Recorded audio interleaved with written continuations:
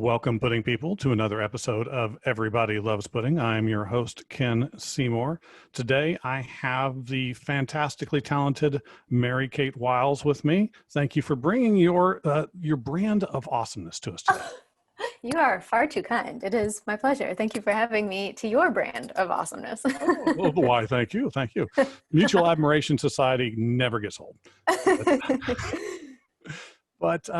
So I have to say that I'm always excited when I get a chance to speak to people that are not only somebody that helps to create new content as an actor, but also has their hands in multiple different levels, whether that be production crew or directing or whatever. And I have to say your approach is really kind of right up my alley, and I'm hoping it's up a lot of people's alleys, because it just one of the things that struck me is you've been doing this for a while. So you've been active in a lot, like since high school, right? How did you get your start in this? Yeah, sort of. I've been acting and performing since I was a kid. I'm from Fayetteville, Arkansas originally, and I came out and I went to USC. And studied theater and English lit there as well, actually, which I only mention because it has proved to be a lot more important in my career, having a literature degree, than I ever could have imagined. But I also think, having a greater understanding of stories and what makes story work for any kind of storyteller, be it actor, writer, producer, whatever, is not a bad thing. And so then I kind of started acting. I actually did my first feature film when I was still in college, and it just kind of went from there. And I never thought, when I started out as an actor, for a while, I was like, oh, well, I just act. Like, I don't make stuff. I don't produce. And I don't know where I got that idea. I mean, I think anybody who comes out of acting school could probably relate to the idea that you come out thinking that you're going to win an Oscar within like 5 years, and you have these grand hopes for your career that soon after you find probably you're not going to be exactly what you had in mind. So it wasn't until later on, of course, I did a lot of projects, a lot of independent projects my first few years out of school, and then I was cast in a show called The Lizzie Bennet Diaries, which took off. And that was impressive.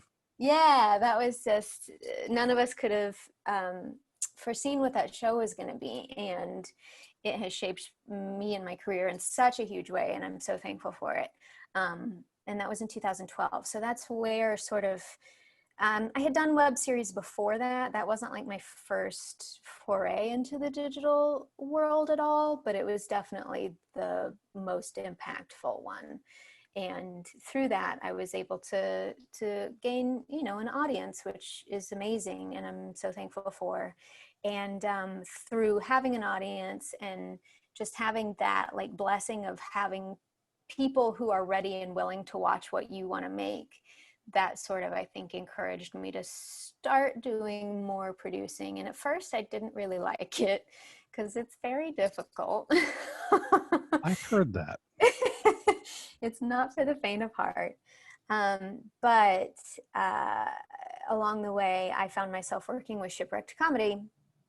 And I, at first, was just acting with them in a series called Kissing in the Rain. And through that, wouldn't you know, I fell in love with my co-star, Sean Prasad, who... If you've seen that particular production, that has some very interesting resonance, I would say. Yes. Life started to imitate art a little bit. And so we started dating, and through that I watched him, because he is a writer, very much, as much a writer as he is an actor. And so I watched him working on this script for Poe Party, for Edgar Allan Poe's Murder Mystery Dinner Party. And once he finally let me read it, which wasn't until it was finished, I thought it was the best script I'd ever read. I thought it was so, so good. And I knew that I wanted to do everything I could to make sure that it happened, that it got seen, because it just broke my heart to think that this wonderful script might not ever come to life and that people might not enjoy it.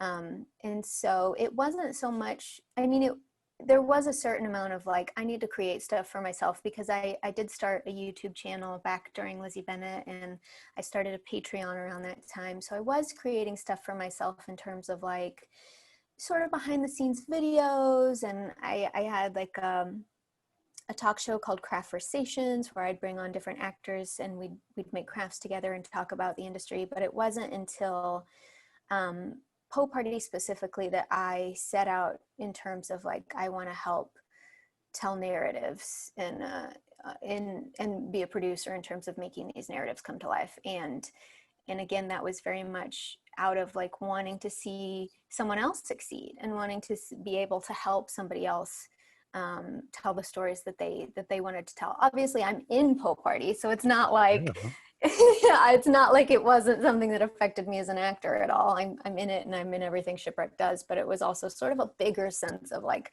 I love this and I want to help bring this to the world, as opposed to just like, I want to play this role. Right. Which again, nothing wrong with that, but for me it was that plus like, I want to see this team succeed. Well, and so producing content traditionally in the industry, whether you're talking about television or movies, has had a very set and static, mostly unchanging process for quite a long time.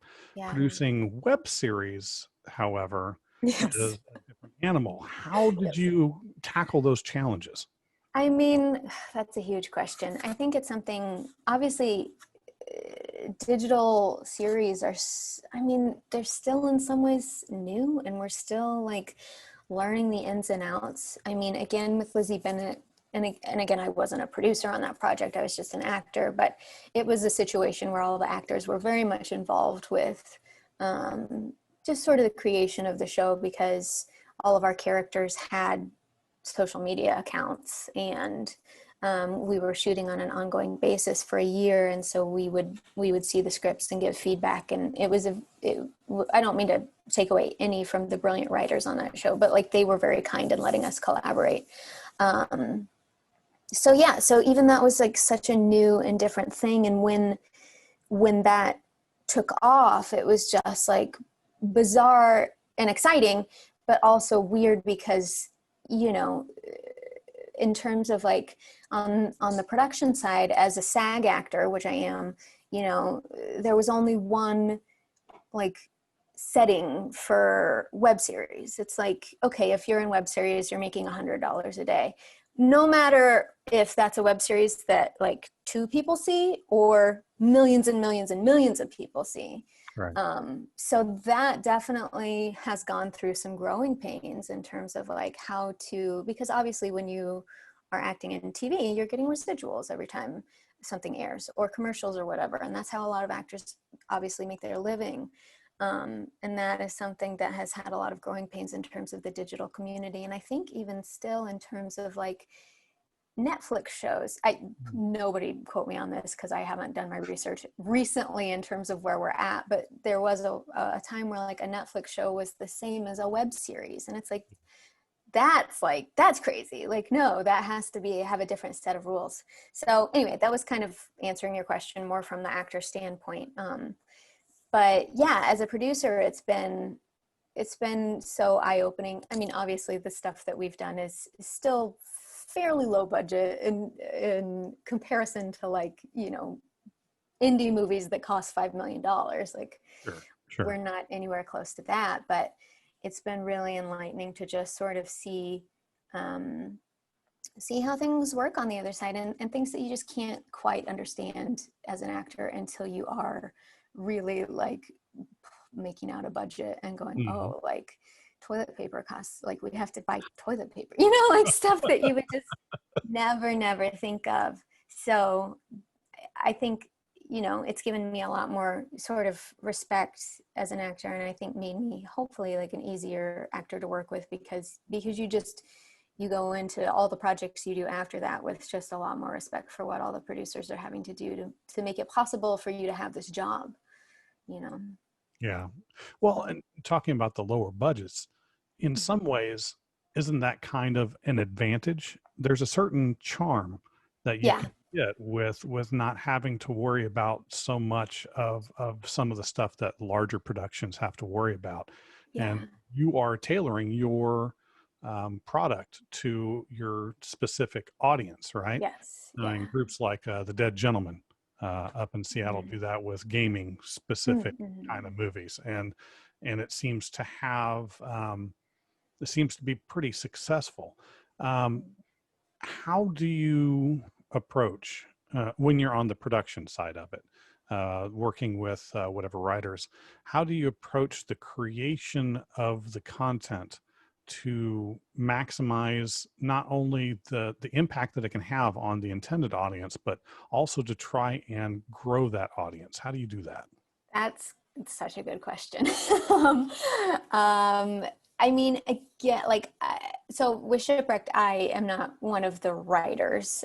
Sean and Sinead, Sean, my boyfriend, and his sister Sinead are our two main writers, and they've had a lot of success as writers, and I'm very proud of them and happy for them. And I sort of they're definitely like the creative brains, and I'm more the like logistical, like, let me email this person, did you guys remember to follow up with this person, have you guys written your pages this week?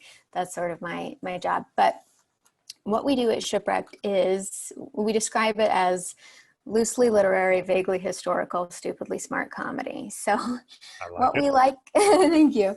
What we like to do is weird. And we have been in many meetings here in Hollywood trying to sell our projects, which all for the most part are either period pieces or super kind of genre-y.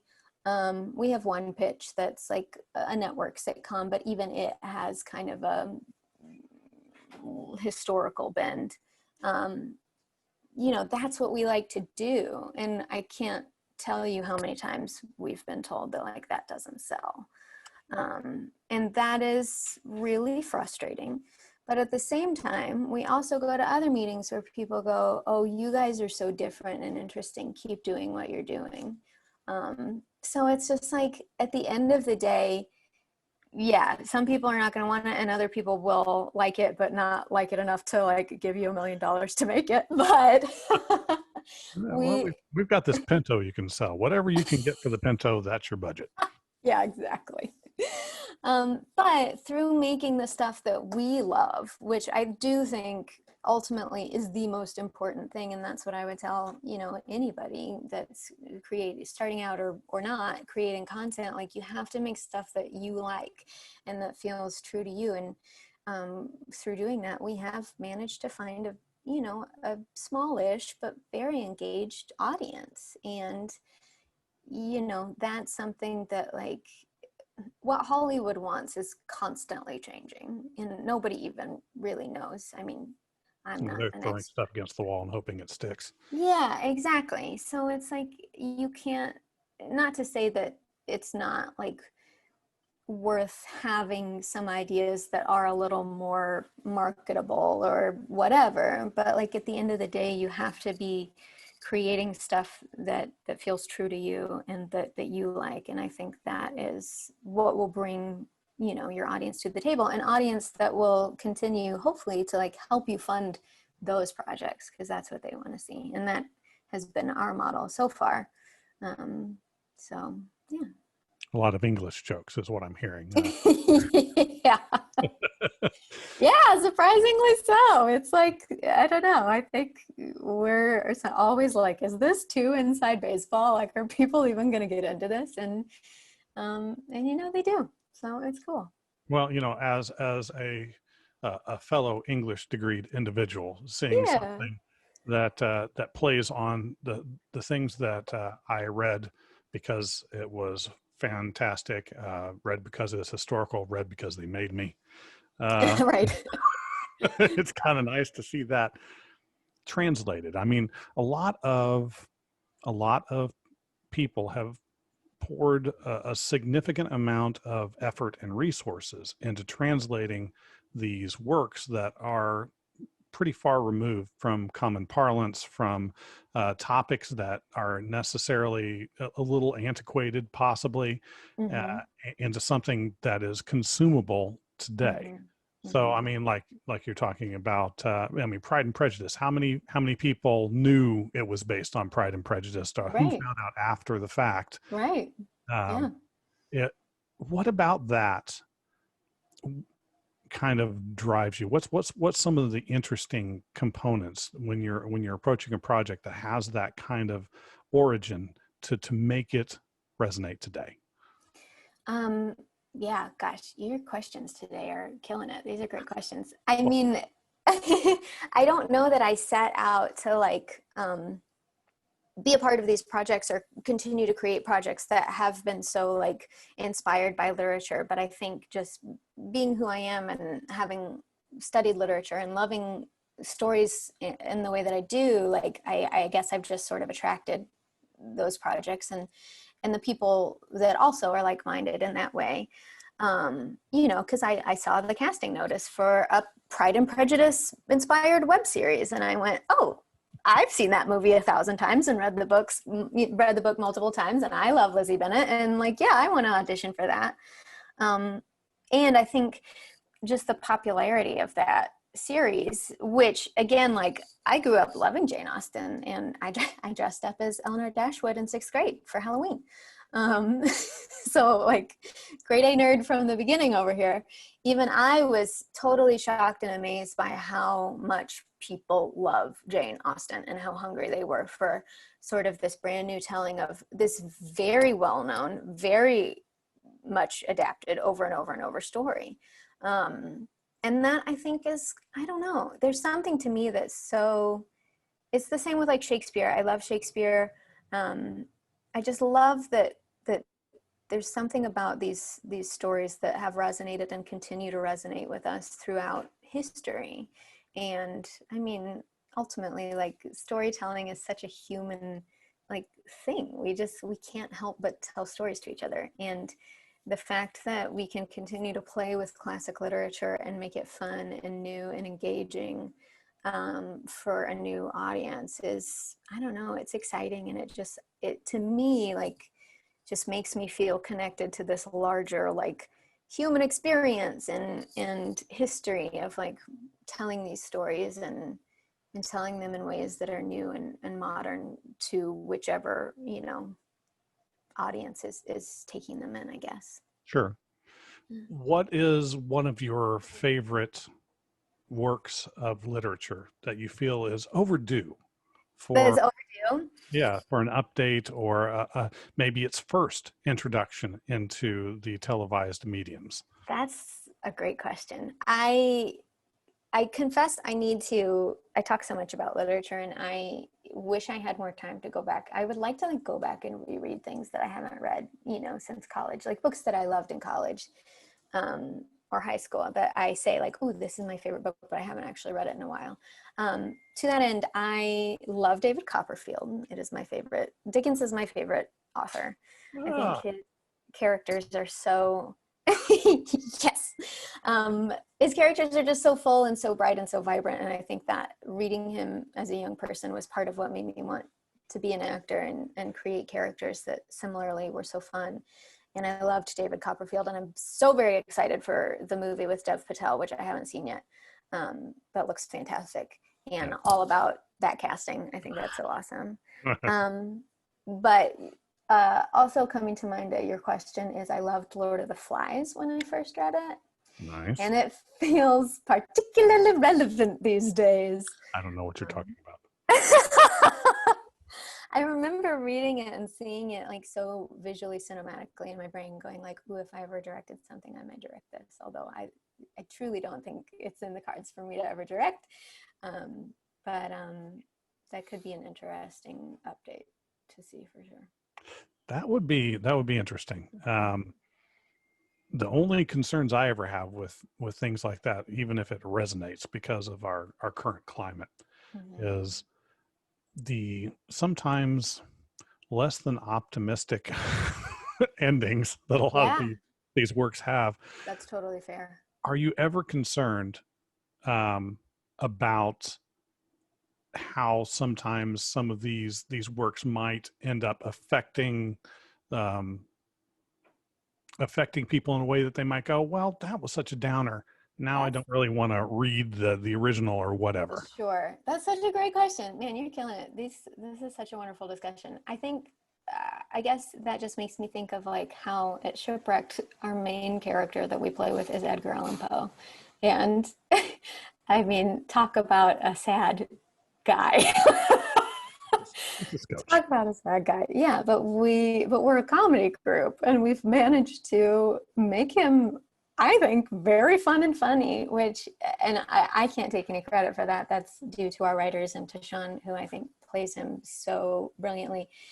But yeah, I mean, that's totally true. And obviously, like these themes of sort of things that are darker and more depressing are things that have been with us for as long as we've been telling stories.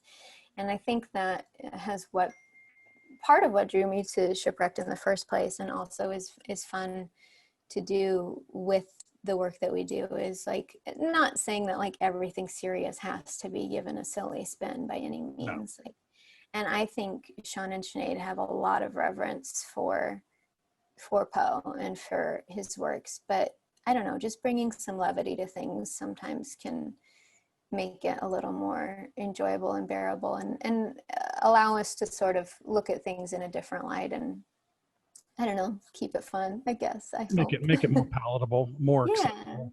yeah, A exactly. spoonful of sugar for the Yeah, spoonful of tax that are yeah, afterwards. yeah, exactly. Yeah. Now, a lot of what you do is very meta. Hmm. So there's kind of that relationship. It feels that the production of the project has, where you're trying to have, it's not breaking the fourth wall Hmm. necessarily, but Hmm. it's just shy of that in order Hmm. to try and provoke kind of is it trying to provoke a feeling of participation or familiarity? What is the kind of intent on that aspect? That's a great question. I don't know that I necessarily have an answer for you. That's definitely more of a Sean and Sinead question, but you're completely right. And even in like our film noir that we did, that we hope to do more of, The Case of the Gilded Lily, there's like, we play with the internal monologues, and characters talk to each other through their internal monologues, which doesn't make any sense, but they have conversations in their head, stuff like that. That's really just sort of like, I think taking certain things about these genres and really just taking them as far as we can go with them, and making them fun, and making, I guess, the audience think about how they're used, both in this and in other things. But yeah, I don't know. We have been so, like I said before, just like lucky to find such a wonderful and interactive audience and engaged audience. And it's been a while. I mean, Poe was in 2016, so it's been a while since we've done like a full-fledged series. We thought we were going to do one this year, and yeah, that did not happen. Yeah. But we usually try to have some sort of interactive component with our audience to sort of allow them to not necessarily make the series their own, but like make it feel more fun and alive for them, and individual for them. And obviously that's not something that everybody watching has to take part in, but if they want to, they can. And that, I don't know, that going back to like making stories for the digital space, like that's what I think is so wonderful about this space, is that there is such a kind of communal back and forth between audience and creators. And that's obviously, that does exist to a certain extent with like Marvel movies or TV, or like, going to cons and whatever. But when you're putting stuff out on the internet, and you can immediately have people commenting on it, or making fan art, or tweeting at you about it, and you're able to sort of like engage with them. Yeah, it's very fulfilling, I think, as a artist, to know like, cool, like people, whether or not they enjoy it, but people are engaging with it, and like Right. all the work that I've done is being seen and being appreciated in one way or another, and that's really It cool. feels personal, Yeah, right? I mean, yeah. if you see a big budget Hollywood film, is it going to be polished? More often than not, sure. Every single detail has been looked over and stressed over, and they have a very specific marketing plan that they have. This is what we want this to be, but it feels a lot like a lot of times I'm buying a Big Mac. Every Big Mac is the same in every location. You either like it or you don't, and ultimately we don't really care.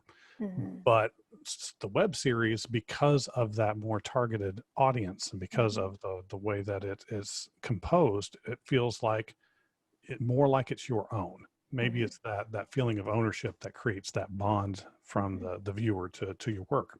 Yeah, very much so. And yeah, it just goes back to what I was saying before about making what you like, and because there are so many people on the internet, like somebody else is going to like it too, and that's cool. That's Well, and how exciting. could they not like your stuff? Because it's awesome. Oh my goodness. Thank you. I had to ask about this. I've seen quite a few things that you have been a part of, but I Thank you. I saw one that I was not as familiar with that seemed rather kind of partially pertinent for today's conversation, and it seemed like a ridiculous concept, and I want to know more. Okay. The Inside the Extras studio. I had a feeling that's what you were about to say. I was like, what could this be? Tell me a little bit about that, because it looks silly and fun. Yeah, it's very fun. So you haven't watched any episodes? Not yet. Right. That's That is totally okay. Just trying to figure out what to say about it. It's very fun. It's very silly.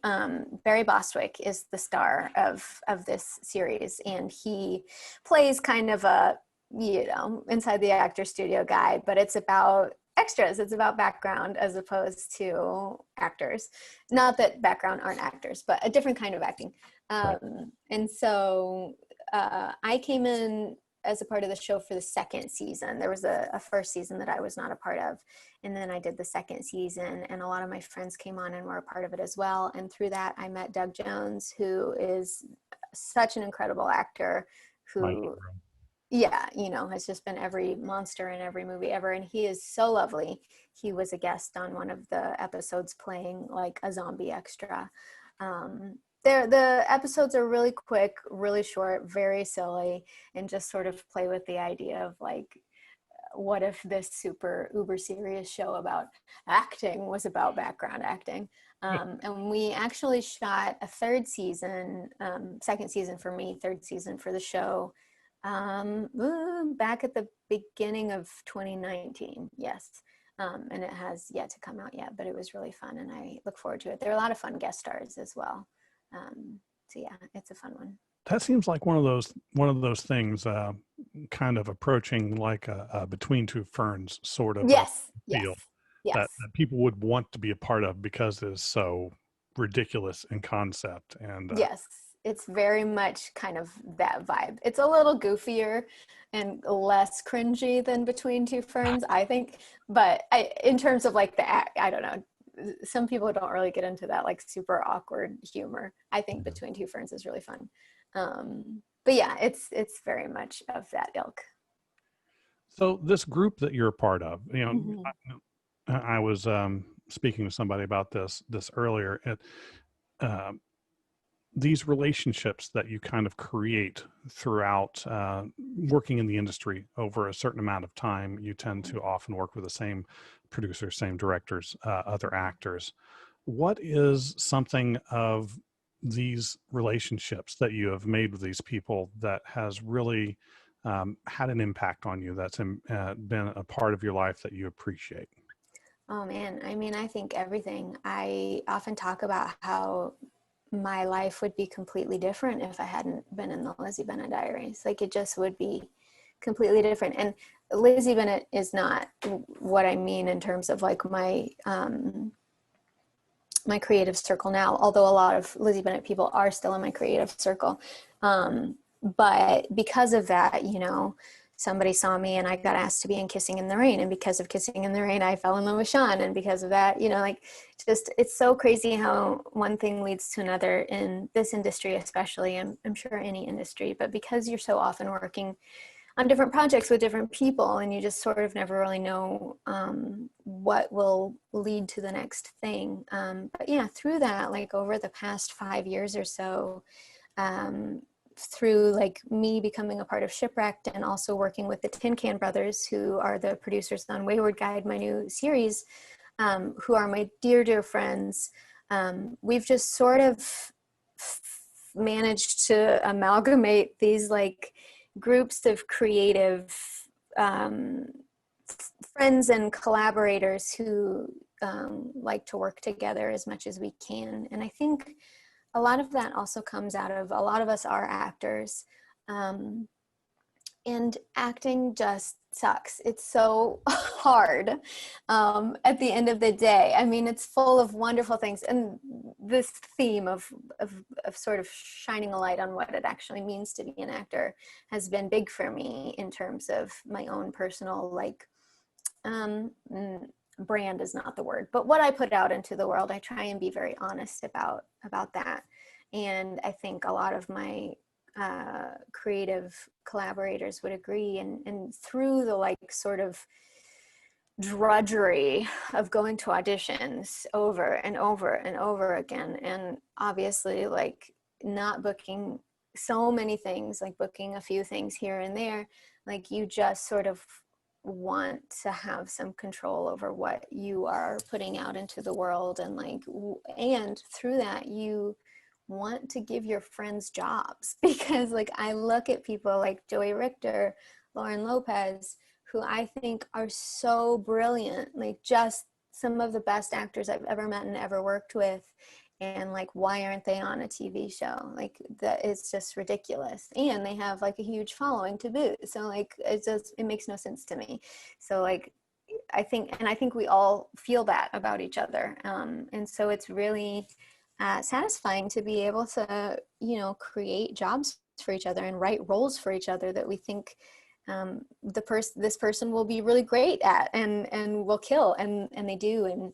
And so it's, I don't know, I'm really thankful for it. And I think it is hard to find sometimes. I think, you know, I've worked with people in the past that I thought maybe they were my people, and it ended up not working out that way. And that's okay. It just kind of like takes a little while to find who you work best with. And I'm sure, you know, our group dynamics will continue to ebb and flow as hopefully people get bigger jobs and whatever. But it's really nice to be able to create stuff and consistently like be amazed and proud at what each other are creating. Like seeing the Tin Can Brothers put together a show and be like, that's awesome. I'm so proud of them. I'm so excited to like share this work that my friends did, you know, with the world. That feeling, it's cool. I'm very thankful that we have that. Yeah, that kind of feeling of family is hard to come by sometimes, and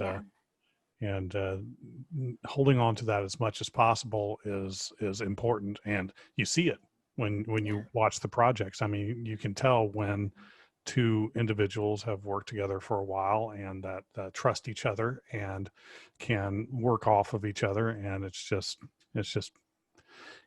a nice kind of subtext level that you can see on any given project. Yeah, for sure. So tell me about the Wayward Guide, because this looked like kind of an interesting, I don't want to say divergence, because it's not really a divergence. It takes kind of that core nerdy fun element that you have, but it kind of adds something to it. What is it? Yeah. So Wayward Guide for the Untrained Eye is an upcoming series and podcast from the Tin Can Brothers.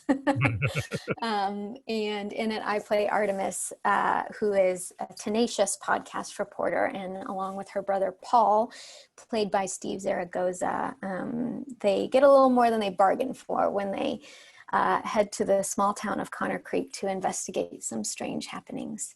And like I said, this is a Tin Can Brothers project. They are very good friends of mine. I worked with them first back in 2016. We did a musical called Spies Are Forever. I have the poster right here behind me, a stage musical. And it was so fun, and they've put it up online since, and it's gained quite a following since then. We actually were supposed to do a like reunion concert this summer in New York, and the tickets sold out instantly. But then of course that did not happen, but hopefully someday we'll be able to do that.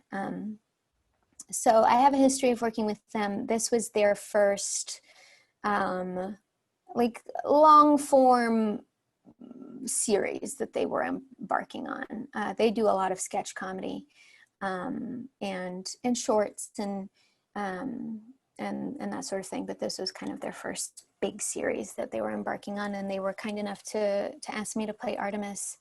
I love what they're doing with this because there's the regular, episodes, and then we also have podcast episodes in between. So you are getting the in-world podcast that Artemis and Paul are making in the show, and it allows. There's so many fun, weird characters in the show, and it sort of allows all those characters to breathe a little bit as well. And like we get to find out more about them in the podcast, which is really fun. But yeah, there's a supernatural slant to it. It's very goofy, it's very silly, but it's also very fun and mysterious. And it was fun for me to sort of play the straight woman with all these wild characters around me. They have the most fun. Yes, they do. But I just get to sort of react. Yeah, so I'm really excited. I'm excited for people to see it. And we actually shot the series back in 2017. So it's been a little while. And we recorded the podcast this summer. But of course now it's great that during this time where nobody has really been able to make any new series, they have this thing ready to go finally. So yeah, I've always been a fan of the straight man. I mean, ever since I grew up on a lot of the black and white stuff. So watching the Marx Brothers without Zeppo, their material doesn't work. Yeah, it's true. Yeah, you got to have somebody that's kind of like absorbing all of the bouncing that's happening around. Now you've been kind of on, talked a little bit about having a lot of these projects have this kind of English influence and the historical influence, but it's not just that. I saw something that you were in that required a certain amount of makeup and and a certain amount of holding of baseball bats and okay, yeah, I'm not getting into it. So of course I'm talking about the rap battle. Yeah. Where you got to be Harley Quinn. Are you a comic book fan, or did you just kind of happen into that? I'm afraid my answer is not. I'm not a huge comic book fan. I'm so sorry to disappoint anybody. I do have, my boyfriend is, and I do love comic book movies. I am a little more of a Marvel fan than a DC fan. Okay. I really enjoy the Marvel movies quite a bit. I haven't seen all the DC movies. I loved Wonder Woman, obviously. That was good, yeah. Yeah, but as with Harley, I actually had voiced her before for like a little show, a little animated show that I had done a few years ago. So I had some experience with that voice and that character, although obviously this particular project was for Birds of Prey. Right. So I at once was like trying to match a little more what Margot Robbie does, although I haven't seen when we were shooting this, Birds of Prey wasn't out yet, so I hadn't seen the movie. But at the same time, like kind of just doing my own take as well. And my dear friend Whitney Avalon, who makes the rap battles that are wildly successful on YouTube, was kind enough to ask me to come play for this one, and it was a lot of fun.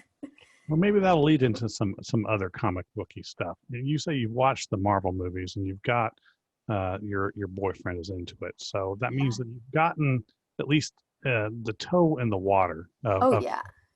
So I always ask this question that it doesn't really mean anything. If you could play a comic character, any comic character, who would it be?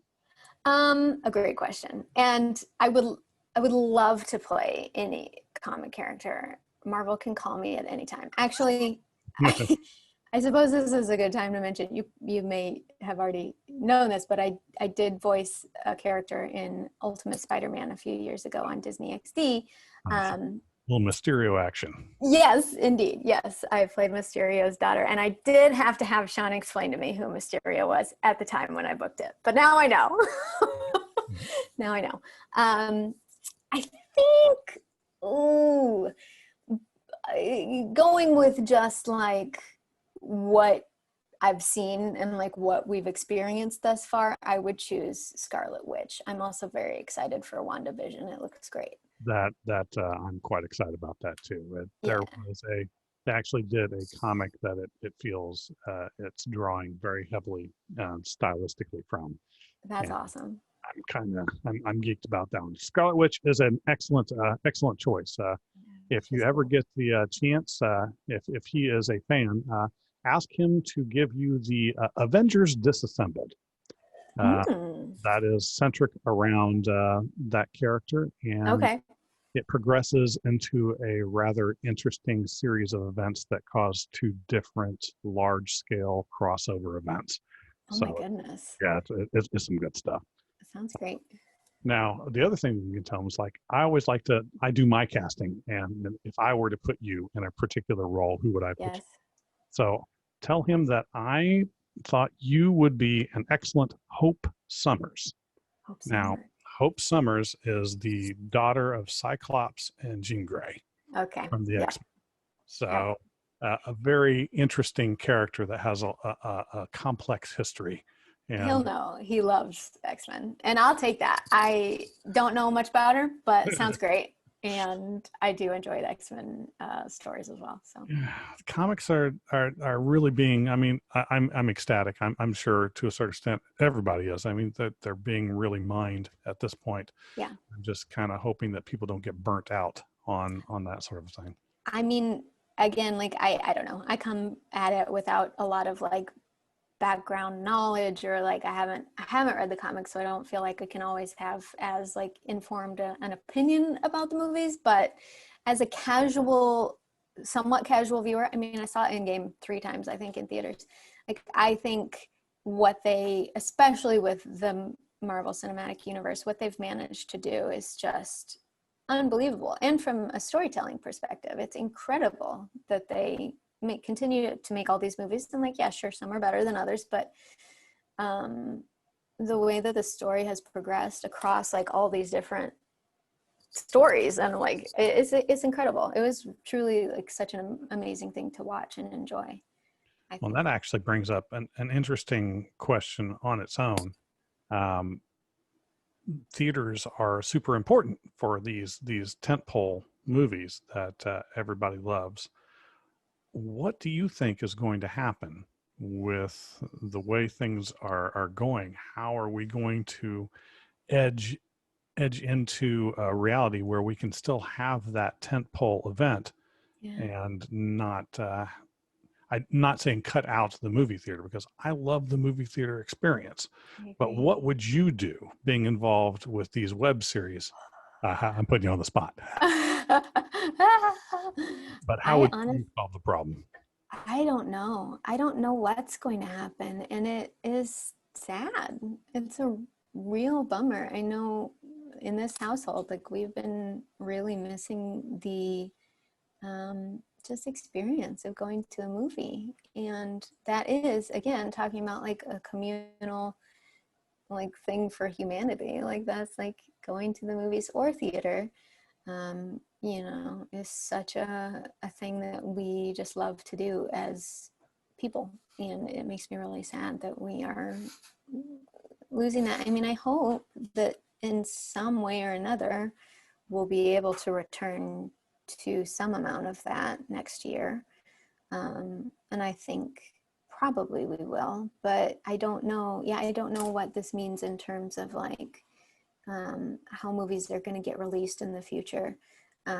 We're doing like a drive-in premiere for Wayward Guide next week, which will be fun. I'm glad. Bring back the drive-ins. Yeah, I mean, I think they're trying, but it's also like, I haven't seen Tenet yet. Sean's very excited to see it. But I had a friend that went and saw it, bringing it up as it's like kind of the only movie that's come out in any way recently. And my friend that saw it was like, yeah, it's great, but it's like, it's not a movie that you're supposed to see at a drive-in. You know, it's like you kind of miss that, like being surrounded by something with some of these movies that are a lot more visceral in that way. And to that effect, Sean, my partner, is in Mank, David Fincher's new movie that the trailer just dropped for yesterday.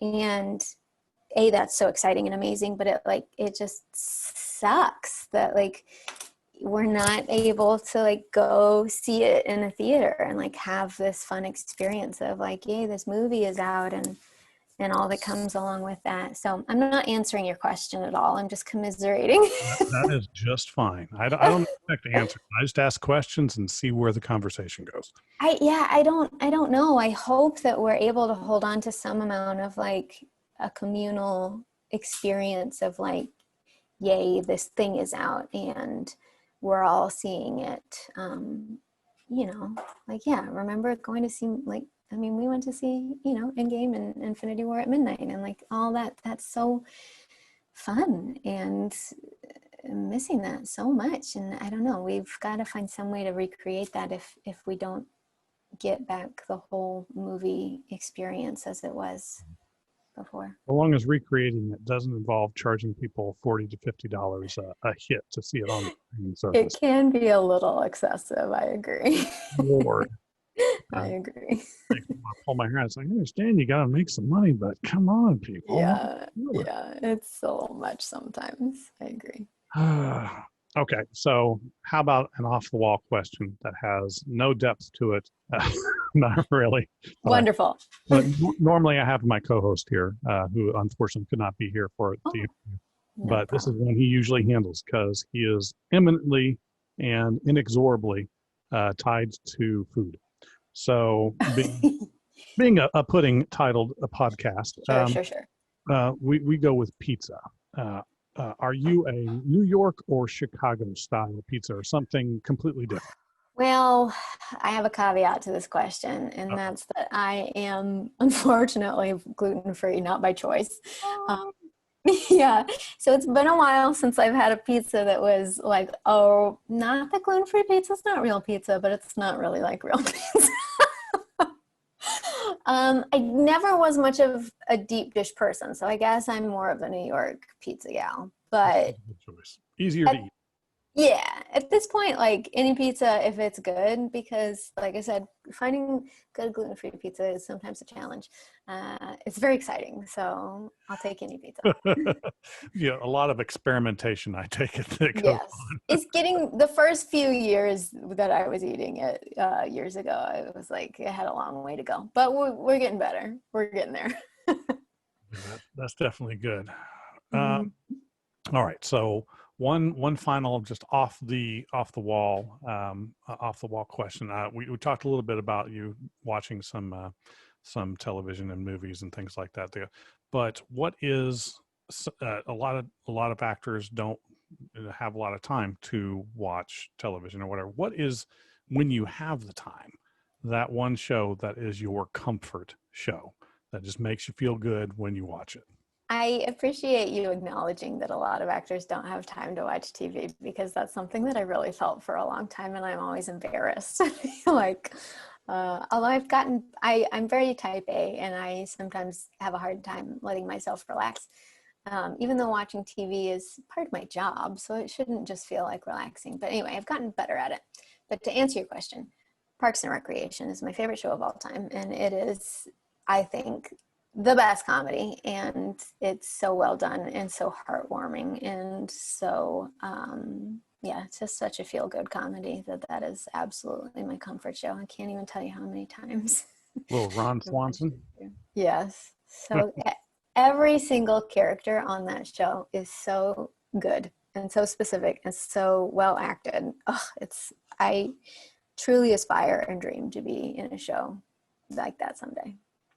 Well, we can definitely hope, because clearly you have the chops, the acting chops, to be able to pull it off. It's just a matter of time. That's the way I look at it. Thank you. I hope so. But I want to thank you so much for taking the time to talk to me today. And Absolutely. I really loved having you on, and hopefully we'll be able to do this again in the future and talk about some of the other upcoming projects you'll have as things go back to normal a little bit, and we get some new Absolutely. stuff. Yeah, I would love that. Thank you. This has been a delightful conversation. Thank you so much. Thank you. And of course, don't forget to take a listen and a look, because there are going to be multiple parts to Wayward Guide for the Untrained Eye. Yeah. And of course, she is all over social media, as we are. What is your handle on the social media? Yeah, you can find me at MK Wiles on Twitter and Instagram. Those are my main spots, but I'm on the other ones as well. Fantastic. Yeah. And thank you again, and just have a fantastic weekend. Thank you so much. You as well.